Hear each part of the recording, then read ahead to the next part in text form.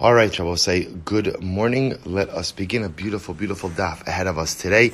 Beginning by thanking our sponsors, our Talmud Torah sponsors, for the month of Iyar, Yona Shushie Ehrenfeld, in loving memory and nishmas, Yona's grandfather, Yosef ben Shmuel Aron. Marc Karstaedt, in memory of his mother, Chana Bat Shraggai. The Week of Learning sponsors, the Marowitz family is a zechus for Su Shulamis Tova Bas Mindel, the Grossman family as a zechus for a four shalema from Miriam Chana Bas Ida. We hope that in the merit of our Talmud Torah, all the neshamas will have an aliyah, the families in nechama, and those who require a refuah should have one together with Kol Chole Yisrael. And also with that, let us begin. So today's daf is Daf Yud. Another beautiful Gemara ahead of us today. We are going to pick up Emir Hashem at Testimony Base 9b, and I believe we left off 2, 4, 6, 8, 10, 12, 13 lines up from the bottom. So we'll say the end of yesterday's daf. Well, throughout yesterday's daf, we were speaking about Mikdash Rishon, Mikdash Sheni, the various reasons for the destruction of the first and second Batei Mikdash, and then we began with an interesting contrast of the Batei Mikdash, ultimately trying to understand, which one was quote-unquote greater. Which one was greater, which one ultimately, again, was not as great. So that was the fundamental machlokes that we were discussing. So the Gemara continues on this and says, Amar Rabbi Yochanan, Tova tziporen sharishonim mekreso shalachronim. Literally, again, the fingernail of the people of the first Mikdash era is better than the kreso. Kreso means the stomach. So it's a contrast. The fingernail, which is a non-significant, but an insignificant part of the body. The kreso, the stomach, a significant part of the body. So the Gemara is saying that literally, again, a fingernail of the Jews of the first temple era is greater than the body of the Jews of the second temple era. Amalei Reish Lakish. Reish Lakish suggests the opposite. Adraba, achronin adifi, afagav di'ikashib al-malchus ka'aski b'Torah. Reish Lakish says, not true. Look at the Jews of the second temple era. Even though they lost their Beis HaMikdash, they still continue to learn Torah. So we'll say, which is such, Reish Lakish is saying, what a testament to Klal Yisrael. Here, they're in Galus, right? We're in Galus. And interestingly enough, remember, it's a Galus without a defined end. As we saw in yesterday's daf, the major distinction between Churban Bayis Rishon and Churban Bayis Sheni is that Churban Bayis Rishon was given, it was a timed Galus. We were told by the Navi 70 years. Churban Bayis Sheni, each and every day we're still waiting for the Galus to end. So Reish Lakish says you clearly see that, again, that the people of the second Beis HaMikdash were greater, because halacha l'maisa, they go out and they learn Torah even in Galus. Amarlei, bira tochiach. So they said, Rabbi Yochanan said, just let the Beis HaMikdash prove this. Shechazra l'rishonim v'lo chazra l'achronim. Well, it's a very compelling argument. The Beis HaMikdash is the greatest litmus test of generational piety. Why? Because again, think about this: the Jews of the first Beis Hamikdash, they lost the Beis Hamikdash, but then it was given back to them. The Jews of the second Beis Hamikdash, we lost the Beis Hamikdash, and it still has not been returned to us. So shouldn't the Beis Hamikdash ultimately show Shalos Rabbi Lazar, Rishon Gidol, Achronim Gidol, and they asked Rabbi Lazar, who's greater, the Jews of the first Bayis or the second Bayis? Amar Lahem Tenu Einechem Bebira. To which Rabbi Lazar says, look at the Beis Hamikdash, which again is another way of saying the same thing, that the Mikdash returned for the Jews of Bayis Rishon. The Mikdash has not yet returned for the Jews of Bayis Sheni. Ike de Amri. Others say the version is Amar Lahem Eidechem Bebira. Your witness will be the Beis Hamikdash. The fact, again, but it's the same idea. The fact that the Beis Hamikdash returned so quote unquote quickly after the destruction of the first Beis Hamikdash, but didn't come back during the second Beis Hamikdash, ultimately, again, is incredibly telling. I will say, I just want to point out, you ask yourself, what kind of conversation is this, right? Who is greater, the people of the first Beis HaMikdash, second Beis HaMikdash? So we'll say, understand what Chazal are struggling with. When we learned in yesterday's daf that the first Beis HaMikdash was destroyed because of Gilei Araya, Shvichus Dam, and Avodah Zarah, right? Idolatry, morality, bloodshed. Second Beis HaMikdash, Sinas Chinam. What Chazal are struggling to understand is, we're always conditioned to think that the worst averos in the world are the three cardinal sins, right? Those are the worst things in the world. Yet amazingly enough, when we did it, we got back to Beis HaMikdash 70 years later. And yet for Sinas Chinam, we are still in an ongoing 2,000-year gullus. So the Gemara is trying to make sense of that. How do you could we line these things up? Obviously, every Aveira is bad. But in terms of trying to wrap our heads around, like, the ranking of sins, not because we want to choose, well, what should I do? Right? I'd like to commit an Aveira, I don't want to do anything too severe, so let's rank everything. That's not the idea, just from a conceptual, from a theological level. How do you understand the severity of the punishment of the Jews of Bayis Sheni, when at the end of the day, Bayis Rishon violated 3 cardinal Averos, and yet got the Beis HaMikdash back 70 years later? We were learning Torah, we were doing mitzvahs, we were doing acts of chesed, and yet because of Sinas Chinam, we've not had our Beis HaMikdash for over 2,000 years. This is Chazal grappling with the severity of Sinas Chinam. Reish Lakish will say an incredible story. Reish Lakish was swimming in the Yarden. Also, Rabbi Bar Chana Yohiv LeYada. So Rabbi Bar Chana came and gave him a hand. Right? Reish Lakish, I guess, was coming out of the water, and Rabbi Bar Chana extended his hand to Reish Lakish to help him out of the water. Amrlei, Reish Lakish was now Rabbi Bar Chana was from Bavel. Reish Lakish was from Eretz Yisrael. Rabbi Bar Chana was from Bavel. So Amrlei, Eloha Sanina Luchu. So Reish Lakish says, God hates you Babylonians. Well, good morning to you, right? God hates you Babylonians. So Reish Lakish not only didn't take his hand, but Reish Lakish, HaKadosh Baruch Hu hates you Babylonians. Dichsiv, Im chomahi nivna alei atiras kesef, because we also say the Gemara over here quotes the pasuk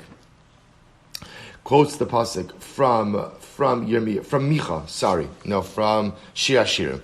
So Im chomahi nivna alei atiras kesef. If it's a wall, we'll explain what this means in just a moment. If it's a wall, build upon it a crown of silver. Vim delasi, and if it's a door, natsur aleha luach eres. Place upon it or secure it with a board of cedar wood. What does this mean? So Reish Lakish says to Rabbi Bar Chana, here's what it means. Imasisim atzmichem kichoma. If you Jews from Bavel would have been like a wall, namely, va'alisem kulchem bimei Ezra, and all of you would have come back with Ezra. Also remember again, only a very small fraction of Babylonian Jewry returned with Ezra to Eretz Yisrael. So here Reish Lakish is saying like this: if you Babylonian Jews would have come back en masse with Ezra, that's the imagery of a wall, right? The wall is like a solid entity. If all of you would have returned, dimshaltem kikesef, you would have been compared to silver. She'ein rekev sholet bo. And I will say silver doesn't rot. Silver doesn't rot, right? So you would have been like silver that would have never rotted.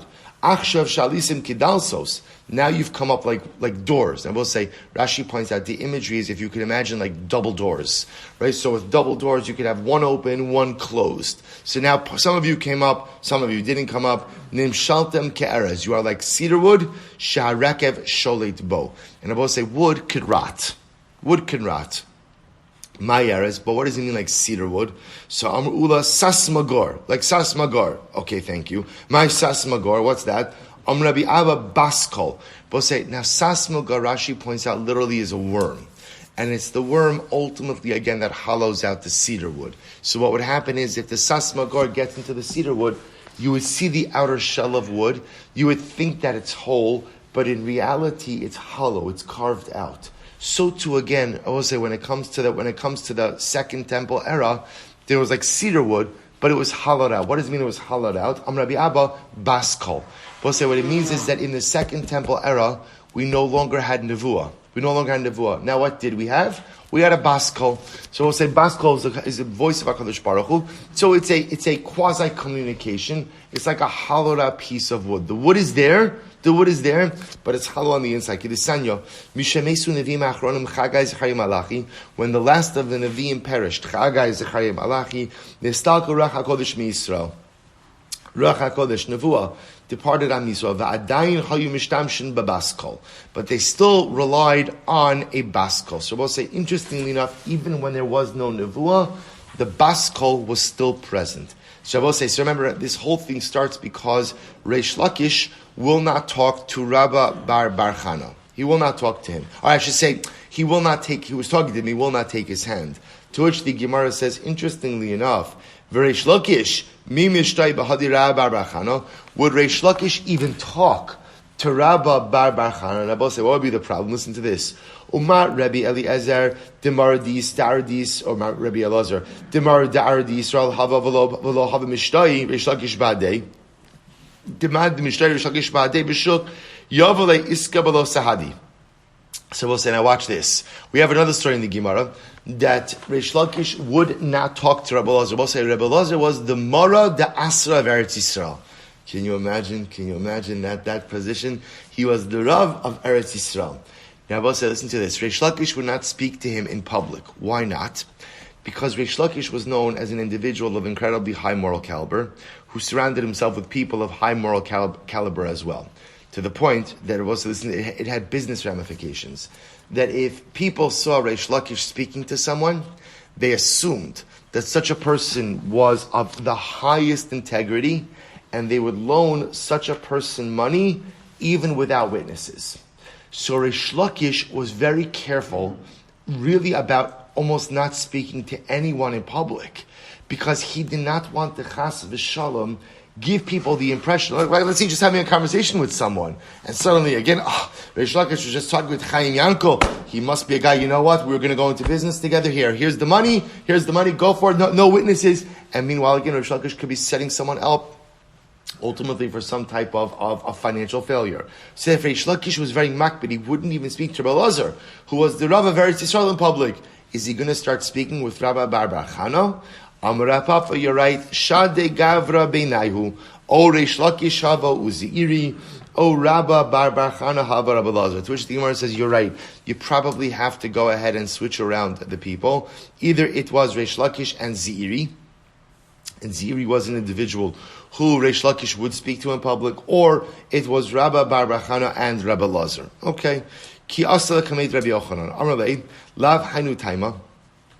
So when Rabbi Yochanan came along, when he came before Rabbi Yochanan, he said as follows: Lav Hainu Taima, Ina misaliku kulhu b'mei Ezra lo havashari yeshchina b'miktashini. We'll say, so now listen to this. So it seems to be from this conversation of Reish Lakish and Rabbi bar Chana, going to our first version, that Reish Lakish was saying, had you all come up to Eretz Yisrael, the Shechina would have resided in the Beis HaMikdash. To which the Gemara says, is that actually true? Is that actually true? The Gemara wants to posit that even had Babylonian Jewry come up en masse, the Shechina would not have resided in the second Beis HaMikdash. And why not? Because the Gemara says, D'chsiv, Yafta Elokim L'Yafes, the Yishkon Ba'al Shem, which literally, again, Hashem will give beauty to Yafes, and he will dwell in the tents of Shem. Top of Yud, Afagav the Yafta Elokim L'Yafes, Eina Shechina Shora Ela Ba'al Shem. So we'll say, remember again, the Shechina only resides in a tent or in a structure built by Shem. Remember again, who's Shem? Shem are the descendant, right? We are Shem, right? We are Shem. Ultimately, again, Yafes refers to Greece, Persia. So interestingly enough, the Gemara is suggesting, or Rabbi Yochanan is suggesting, that the only Beis HaMikdash that the Shechina dwells in is a Beis HaMikdash built by who? Klal Yisrael. Bayis Sheni was not built by Klal Yisrael. Who was Bayis Sheni built by? Who was Bayis Sheni built by?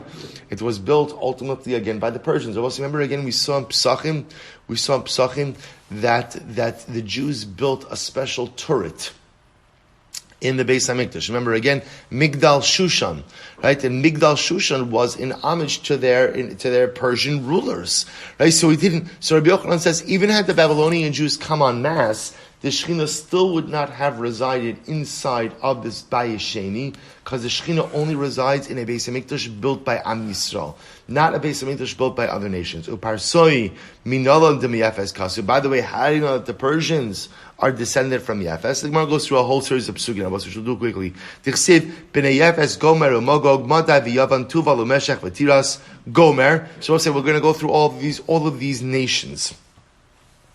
Well, this is Parshas Bereshis.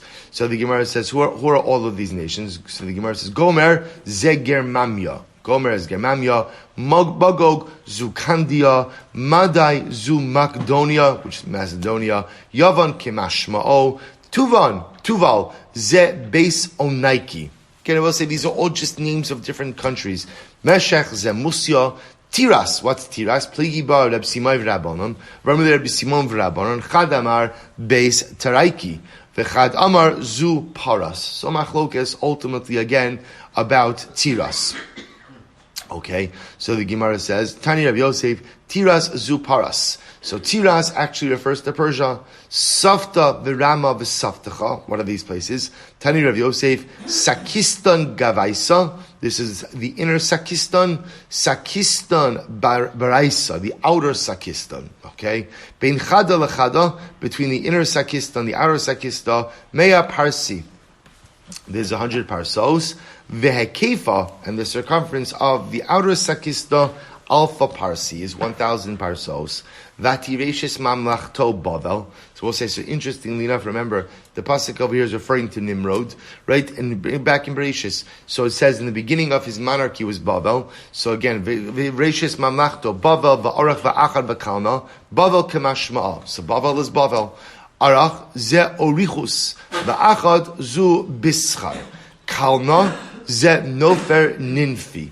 All different names of places. Mina aretz ahi yatsa Ashur. From this place, the Assyrian Empire emerged, or Assyria emerged. Ashur. Tani Rav Yosef, Ashur ze Silak.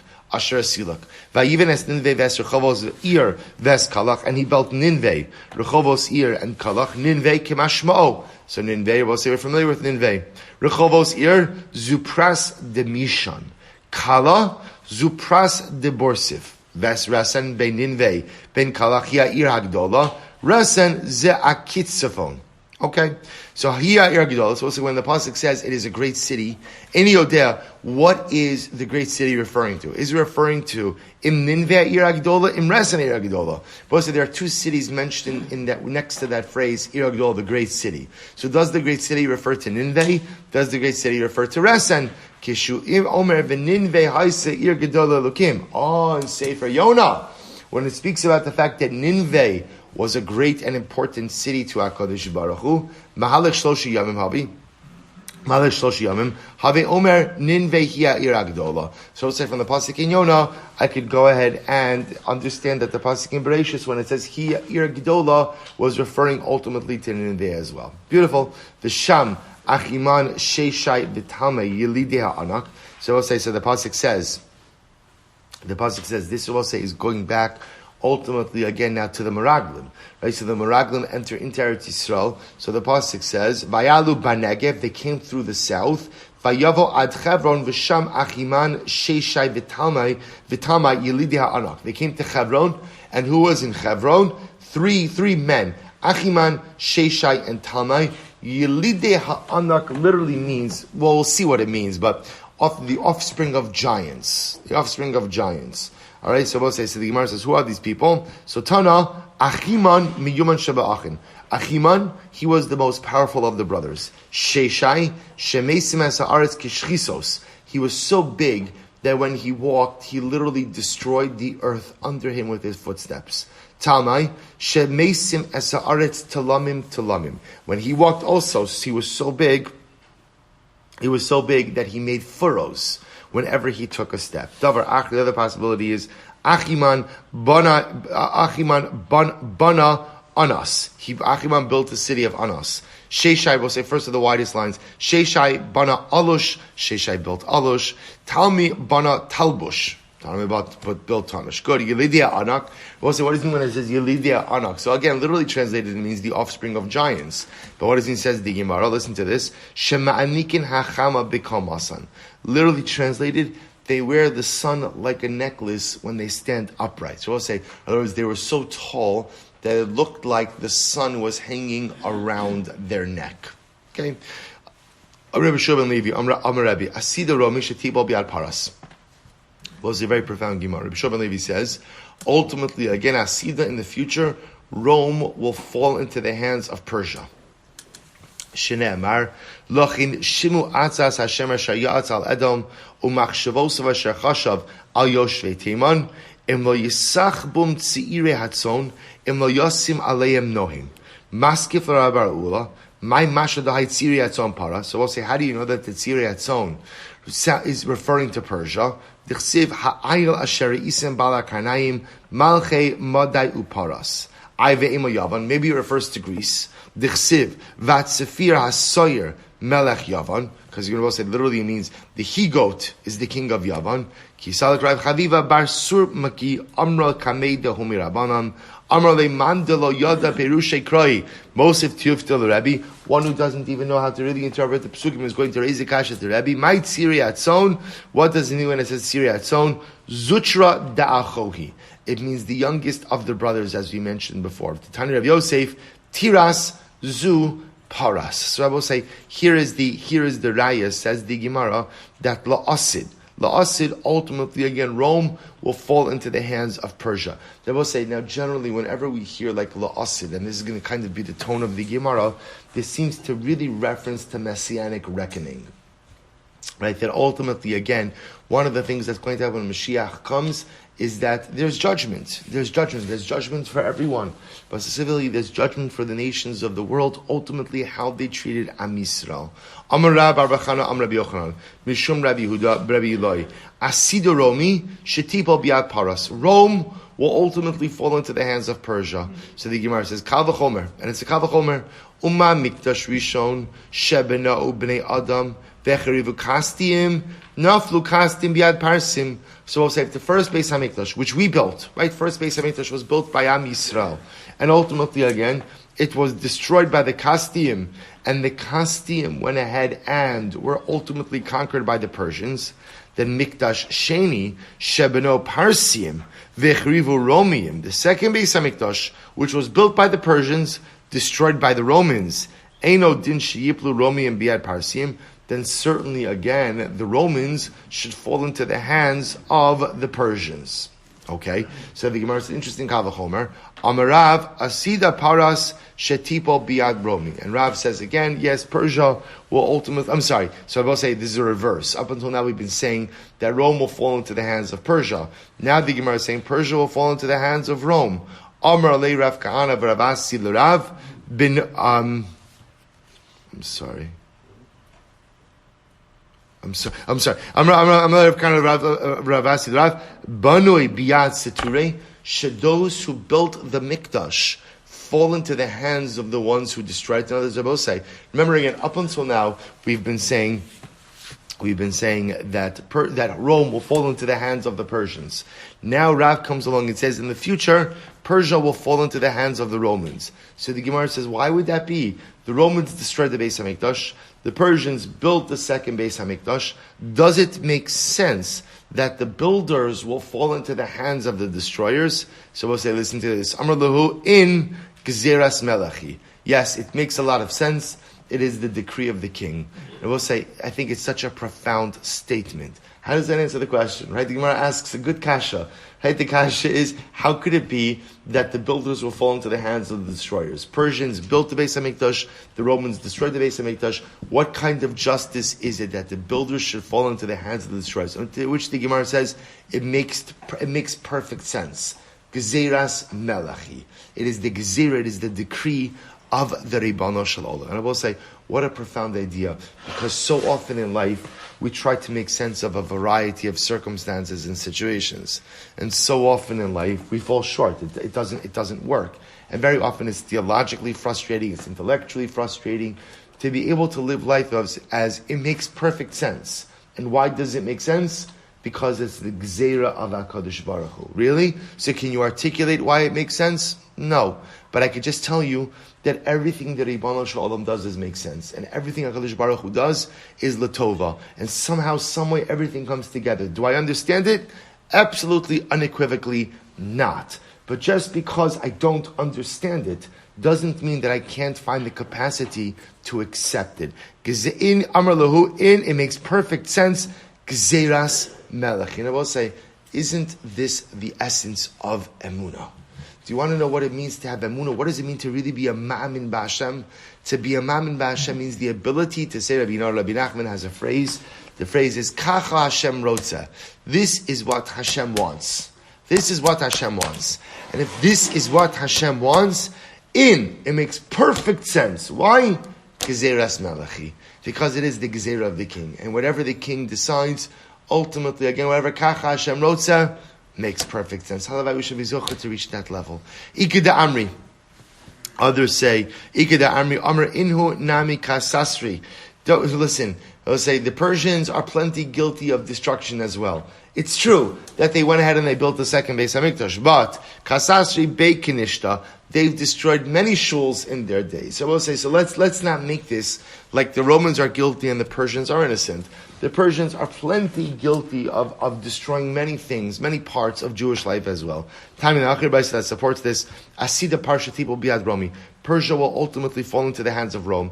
The Gemara says, Chada desasri bekinishta. Number one, because the Persians themselves have destroyed many shuls. And va'od gziras melachu sheyiplu banim biod sosra. And furthermore, again, it is the decree of the king that the builders, i.e. the Persians, will fall into the hands of the destroyers. Zamrav Yehuda Amarav, Ein ben David ba, ad shetifshot malchus Rami harasha b'chal olam. We'll say a very profound Gemara. This is the name of Rav. Mashiach will not come until the Roman Empire takes over the world. So the Gemara says, until Rome takes over the world for 9 months. Okay,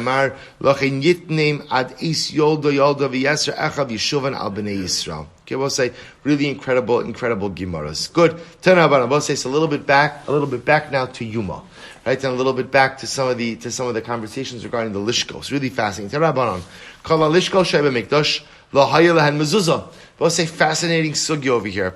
The chambers in the Beis Hamikdash. Remember again, we're talking about now specifically Lishkas Parhedron. But the Gemara says in general, the chambers in the Beis Hamikdash did not have mezuzos. So the Gemara says, Chutz mi Lishkas Parhedron, Shaya ba Beis Tir, the Kohen Gadol, with the exception of the Lishkas Parhedron. Why? Because Lishkas Parhedron served as a domicile. It served as a home for the Kohen Gadol. Therefore, they would put a mezuzah on the Lishkas Parhedron. Rav Yehuda, Valo Kama Lishkos Hayu b'Mikdash Shalom Beis Dira. But I will say, first of all, 1 second. People lived in other chambers. We'll say, remember again, the Kohanim, the Leviim slept. We saw this, we'll say, remember again in Maseches Tamid, at the end of last cycle, there were chambers that they slept in the Beis HaMikdash. So Lishkas Parhedron is not the only chamber that someone lived in the Beis HaMikdash. So if that's the case, if you're going to put a mezuzah on Lishkas Parhedron, you should put a mezuzah on other chambers as well. For the Gemara, mezuzah. Elo Lishkas Parhedron. So let's listen to this. So rather, why did they put a mezuzah on Lishkas Parhedron? This is incredible. Elo Lishkas Parhedron Gezerah Haisa. It was a Gezerah. We'll say, which is another way of saying that ultimately, again, there Midda Oraisa, there is no din of mezuzah on Lishkas Parhedron. Midrabanan, there was a gzeira that we should put the mezuzah on Lishkas Parhedron. What's the reason? So the Gemara says, my time Rabbi Yehuda. So we'll say, so remember again, Rabbi Yehuda says, no mezuzahs on the chambers of the Beis HaMikdash, and only a mezuzah on Lishkas Parhedron. I'll say gzeira. What's the nature of the gzeira? My time Rabbi Yehuda. Amarava Kasav Rabbi Yehuda Kol Bayis Shena Asur Limosa Cham Limosa Gishamim Eino Bayis. Because what Rabbi Yehuda holds that in order to qualify as a domicile for mezuzah purposes, you have to be a home that's used all year around. Therefore, we'll say again, Lishkas Parhedron was only used when? 7 days out of the year. That was it. No one else stayed there, right? There wasn't like, an Airbnb the rest of the year. That's it. There's no one there. So therefore, Rabbi Yehuda holds that halacha l'maisa, it doesn't get a mezuzah because it's only used 7 days out of the year. Abai raised the kasha. 1 second. Vaksiv v'kesi is beis hachoref al beis hakayitz. Yet Rabbi say the Gemara over quotes the pasuk. And the pasuk says in Amos, Hashem says, I will destroy your winter homes and your summer homes. Which Rabbi say seems to indicate to us that even a seasonal home is called a home. And therefore, again, if that's the case, then even though you're only using Lishkas Parhedron 7 days out of the year, you should put a mezuzah, because we'll say essentially, Lishkas Parhedron has the din of a summer home. It's my Yomim no, it's the Kohen Gadol's Yomim no Ra'im residence. So it sounds like it should get a mezuzah, to which the Gemara says, Amrlei bayis chorf bayis u bayis kayitz ikri, bayis tama lo ikri. No, look at the pasuk. A seasonal home is called just that. It's called a winter home. It's called a summer home. But we'll say, what is it not called? A stam home. And then we go back to the pasuk. What does the pasuk say?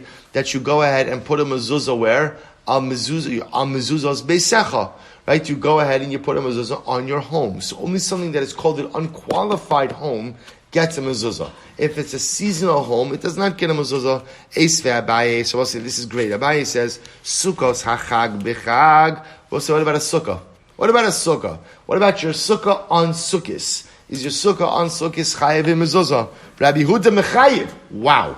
Rabbi Huda holds that halacha l'maisa, you are obligated to put up a mezuzah on your sukkah. The chachamim poach, and the chachamim say no, you are pater. V'tani Allah, Rabbi Huda mechayiv be'eruv ube mezuzah ube meiser. Furthermore, again, I will say not only that, but Rabbi Yehuda holds that halacha l'maisa, your mezuzah is chayiv in eruv, which also means if you have a sukkah and the sukkah opens up into a courtyard and you want to make an eruv chatzeros, the residents of the sukkah must participate in the eruv. In mezuzah, Rabbi Yehuda holds again a sukkah is chayiv in mezuzah, and meiser. I will say meiser is a din that produce really only becomes subject to meiser once there is re'iyas pnei habayis, once it is brought into the home. So Rabbi Yehuda holds bringing produce into the sukkah is considered to be re'iyas pnei habayis, which ultimately makes it chayiv in meiser. D'oraisa v'chitema midrabanan. Maybe you'll say Rabbi Yehuda only means midrabanan. Only midrabanan is a sukkah chayiv in mezuzah, eruv, and meiser. You know what? The truth is, you could float that idea, and maybe Einachinam Rabbi Yehuda is saying both for mezuzah and for eruv purposes, it's only chayiv midrabanan.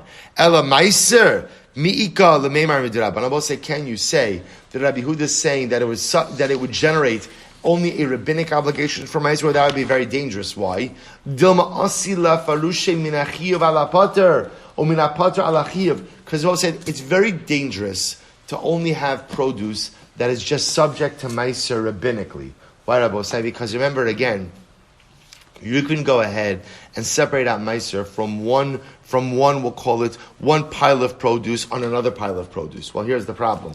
The problem is, if you have one pile of produce that is meiser d'oraisa, and one d'rabanan, you cannot tie them from each other. So to now generate a rabbinic meiser would be exceptionally dangerous. Literally translated, perhaps you'll come to go ahead and tie it from that which is obligated on that which is pater, or from that which is part of that which is chayiv. Therefore, Rabbi said the Gemara suggests no. When Rabbi Yehuda says that a sukkah is chayiv in mezuzah, eruv, and meiser, it's talking about d'oraisa. So now we have a problem, right? What's our problem? Rabbi Yehuda, the Gemara begins by saying, according to Rabbi Yehuda, that there was no mezuzah on Lishkas Parhedrin, and there was no mezuzah really on any of the other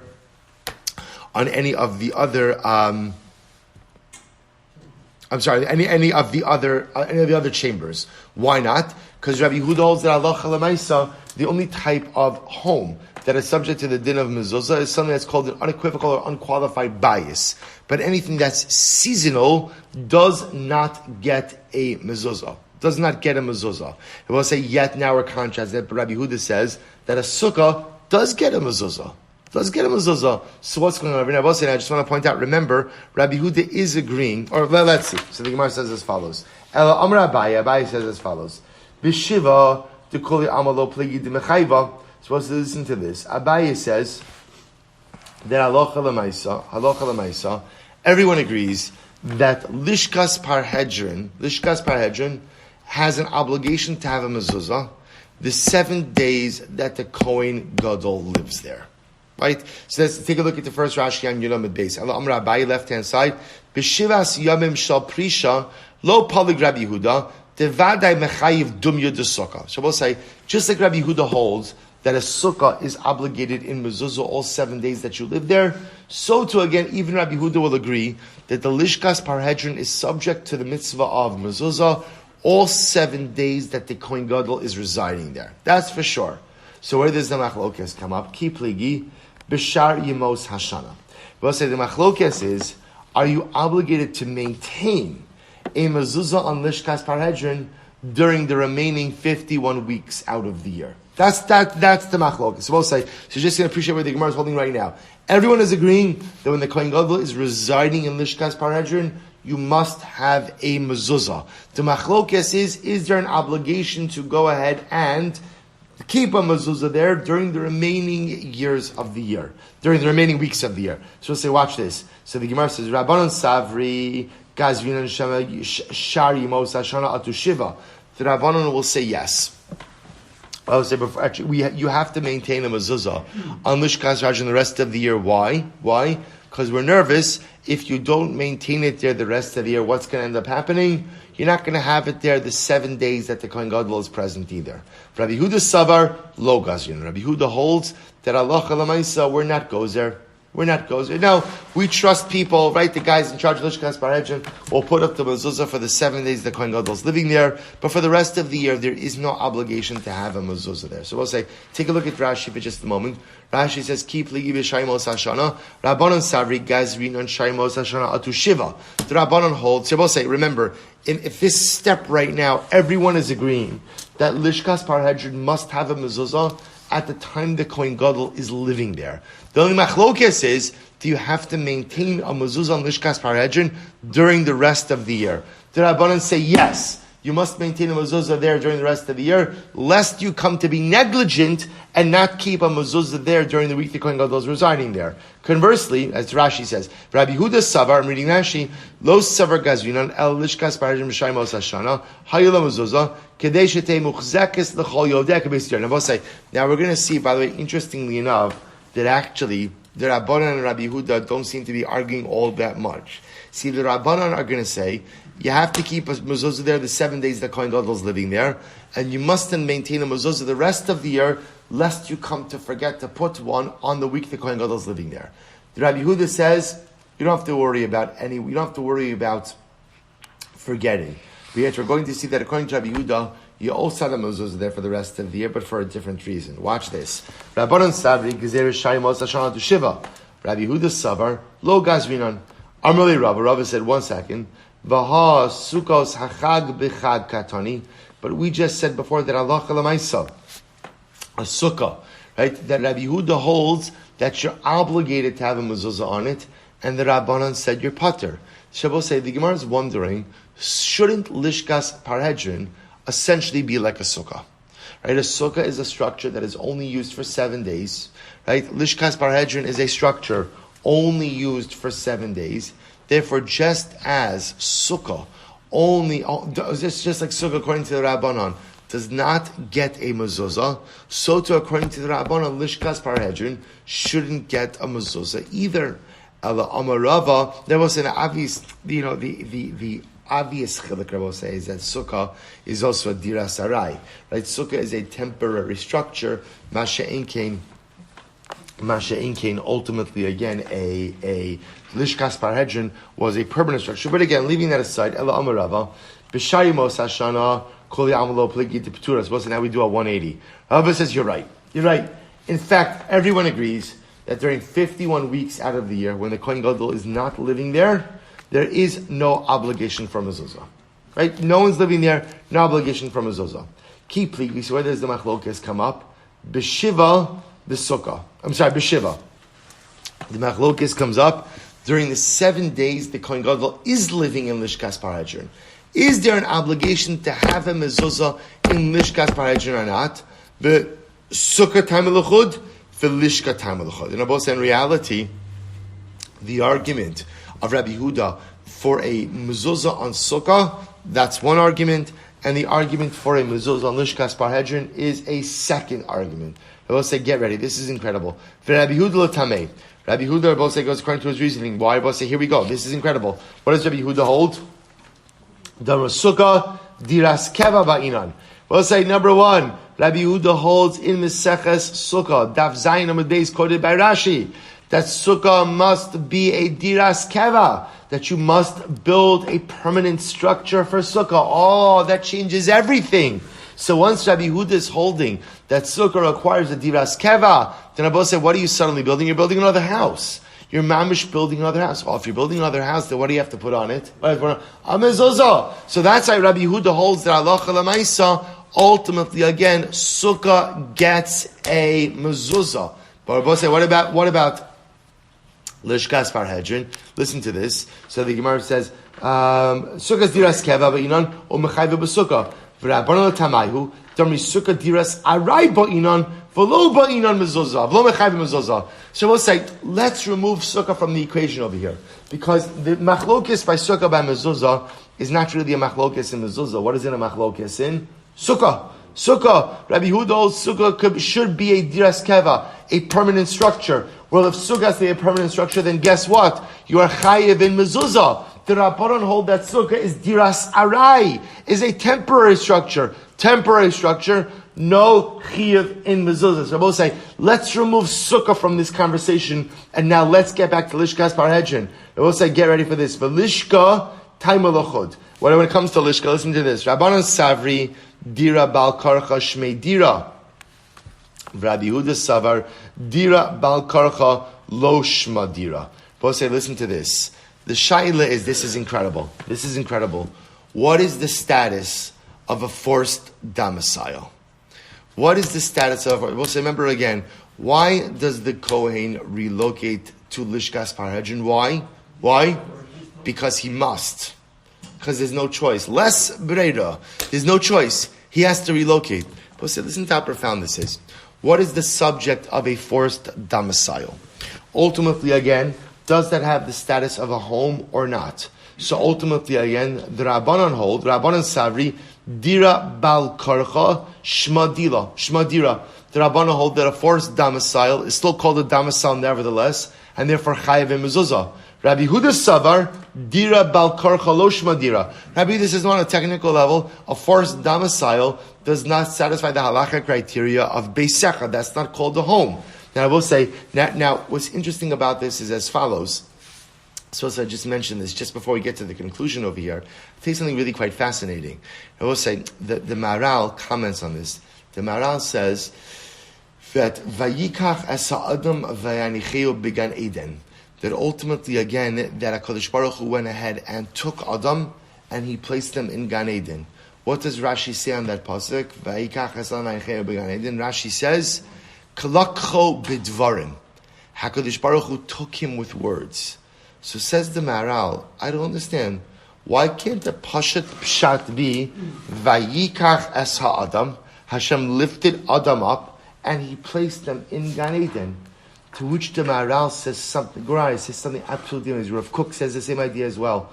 Something so profound, which is, you could physically take someone and place them in a different spot, but you may have moved their body, but you did not necessarily get the agreement of their soul. And the Maharal says, very often a person could be physically one place, but emotionally somewhere totally different. I will say, many people spend their entire careers like this, their working lives like this, right? My body is in the office, I'm there, whatever it is I'm doing, but my heart and my soul is somewhere totally different. And the problem, of course, is when your heart and your soul are not where your body is, you're not fully vested in the endeavor that you are undertaking, right? Success in life comes when your heart and your soul are in the same place as your body. Then you give whatever you're going to do 100%. But if my body is in the office or my body is one place, but my heart and my soul are somewhere else, then I won't be as successful as I could potentially be. So the Maharal says, when HaKadosh Baruch Hu knows that he could just take Adam and put him in Gan Eden, but he wants Adam to be vested in Gan Eden. And how do you get someone vested in some particular life endeavor? Don't just get their physical buy-in, but get their emotional, spiritual buy-in as well. Both say it's. And by the way, I'll just point out to you. You'll do this. Your homework. You'll see every single time it says in the Torah Kedosha, Vayikach, someone took someone else. Rashi always says the same Perish. When it says that Moshe Rabbeinu took Aaron, Vayikach Aaron for the kahuna, what does Rashi say? Lokcho bidvarim. Why Moshe could have said, Aaron, here's the deal. You're the Kohen, Mazel Tov. Move on. Next. Right, you're the Kohen. Next. What's next? What does he say? Instead, Aaron, you're the Kohen. Let me explain to you why this is such a privilege. Let me explain to you why this is so incredible. Lokcho bidvarim, which I will say is such an incredible yesod in general. If you, whether it's in your professional life or in your volunteer life, need to get people to buy in to do certain things. You may have the authority to order someone to do something, but at the end of the day, you may get their physical compliance. But if you don't get their heart and their soul, they will not be vested in whatever it is you are asking them to do. This is probably perhaps one of the hardest things about parenting, because parents sometimes need to order their child to do things. But to whatever degree possible, if I could get the buy-in of my child, if I'm a Rebbe, to get the buy-in of my student to do something, then not only are they physically vested, but they're emotionally and spiritually vested as well. So Moses, that's machlokes. What is the din of a forced domicile? So ultimately, again, the Rabbanan will say it's called a domicile. It's called a domicile. Rabbi Yehuda says, no, it's not called a domicile. We'll say, what's bias? Where's the bias? Where's your home? Where's your home? Your home is what? Where you want, right, in your heart, good, right, but your home is really where your heart wants to be, right? Your home is where you want to be. If you don't want to be somewhere, then at the end of the day, that's not called a bias. So if Rabbi Yehuda holds that a forced domicile is not called a home, then why is there a din of mezuzah by lishkas parhedrin? Because we'll say, even Rabbi Yehuda is agreeing that we're still going to put a mezuzah on lishkas parhedrin. But if dira bal karcha is not called the dira, it's not called the domicile, then why is there a din of mezuzah on lishkas parhedrin? Both say, watch this is incredible. Now we'll say, because if you don't have a mezuzah on lishkas parhedrin, the optics are terrible. What are the optics? What does it look like? It looks like the Kohen Gadol is incarcerated. So therefore, in order to avoid the negative optics that the Kohen Gadol may be incarcerated, we place a mezuzah on lishkas parhedrin to show that, quote unquote, this is a domicile. But interestingly enough, so I will say, the machlokes the Gemara suggests is the machlokes is on a forced domicile. The Rabbanan say a forced domicile has the din of a bias. Therefore, you put a mezuzah on there, me'ikar adin. Rabbi Yehuda says a forced domicile does not have the din of a bias. So why do you put a mezuzah there? Simply because we don't want it to look like a jail. Right, so we'll stop over here. We'll B'nai Hashem pick up with the sugya lishkas parhedrin B'nai Hashem tomorrow as well. Shkoyach.